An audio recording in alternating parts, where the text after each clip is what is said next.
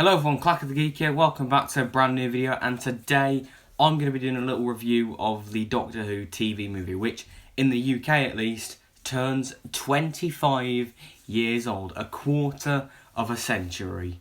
Now the TV movie is such an odd piece of Doctor Who, a really interesting time capsule of 90s Doctor Who where there was nothing on TV, and this was obviously meant to bring the show back. It meant to sort of start a new series after about 7 years off the air, but it didn't, and we'd have to wait another 9 years until Eccleston came back and Rusty Davis and all that team.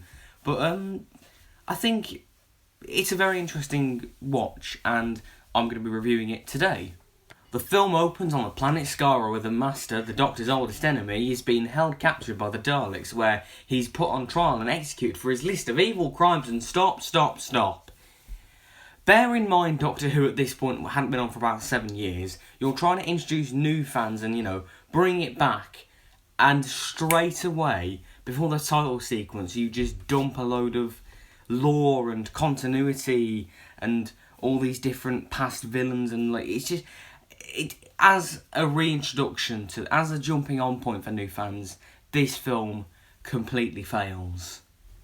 I mean, it could have been worse. If you've ever heard of this thing called the Leakley Bible, it was basically a bunch of ideas that could have been in this new vision for Doctor Who.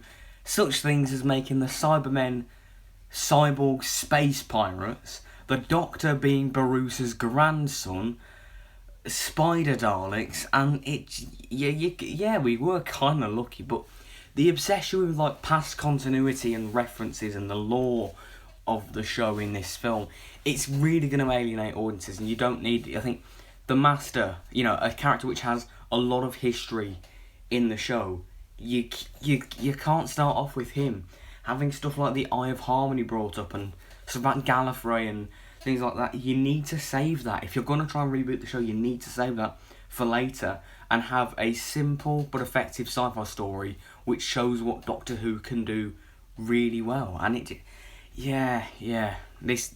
think as a sort of reboot, it fails. And I hate to say it, but having Sylvester McCoy back as the Seventh Doctor also kind of plays into this issue. And I love the Seventh Doctor. I think he's a really underrated Doctor, and he's one of my favourites. I think he's brilliant. But I think having him in the film again, it's going to alienate audiences. It's like, well, okay, who is this guy? Who actually is he? You don't really get a sense of who he is, and it is gonna turn off a casual viewer. And the regeneration for McCoy is a really naff way to go out for, especially with his Doctor. He gets shot by some gang members and has a botched surgery. What a rubbish way to go. But as one Doctor falls, another will rise in the form of Paul McGann's 8th Doctor, and he is easily the best thing about this film, and he just carries it pretty much. I mean, I love him in the Night of the Doctor mini episode, and I love him in the Big Finish audios, but I never realised how good he was in this film until I rewatched it, because I always thought, he was pretty good in it. He's brilliant. He's very funny and witty and charming and quite dashing, a bit like a new series Doctor. He has elements that would be continued into the new series.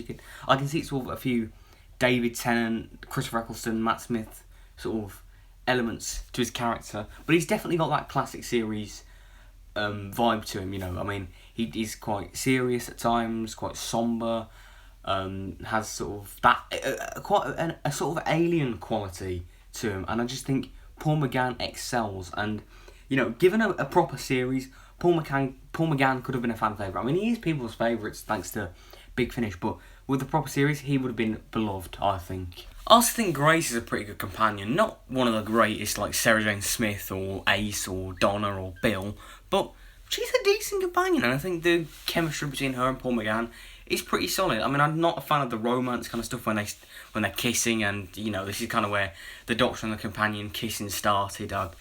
I don't really like that, but I do think that she and McGann bounce off each other quite well, and she's got an interesting character, pretty cool backstory, and the dynamic of them two, and also Chang Li later on, is pretty good. Since it's a movie, it has a bigger budget, and visually And in terms of like the production, this thing looks incredible. You know, I mean, just look at the TARDIS set; it is fantastic.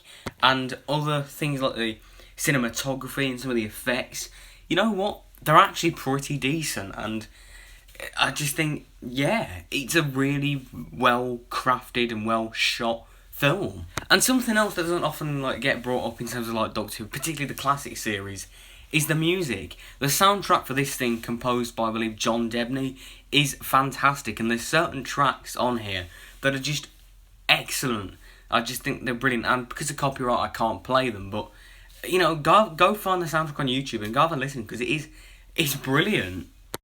Let's talk about the Master, played by Eric Roberts in the film. I gotta say, he is the weakest Master that we've ever had in the show. I mean, yeah, I mean, in fairness, near the beginning of the film, or sort of in the middle, that's another thing as well. In the beginning of the film, the Master's like this weird snake thing, which is just dumb.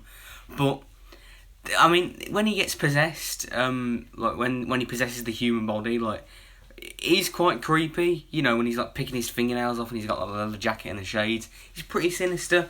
But then later on in the film, it's way too over the top. Like, I always dress for the occasion. It's just far too camp. Like, you could put him in the Colin Baker era, and he'd just be still stick out like a sore thumb as being too over the top. It feels like a caricature of what they thought the Master was like, and it just doesn't work, I don't think, and I just can't get into him. The actual plot of the film just kind of feels really messy, disjointed, unsure of what it's meant to be. I'm not sure what it's meant to be. It's just a bit, it just feels a bit like, it feels so bogged down and messy, and by the end of it, and the climax, which is just dumb, I end up just feeling indifferent towards it, because it's so bogged down, and I was kind of numb towards the end of the film. So overall, I feel that the Doctor Who TV movie is fairly average. Paul McGann is great as the Doctor, good companions, and it looks very nice, but other than that, I'm quite indifferent on it, and I don't hate it, it's alright, but yeah, I'd probably give it a 5.5 out of 10. It's got its moments, but I just wasn't a fan of it, to be honest. So that's the end of the video. Hope you enjoyed it. What do you think of the TV movie? Do you like it? Do you dislike it? Are you sort of neutral on it like I am?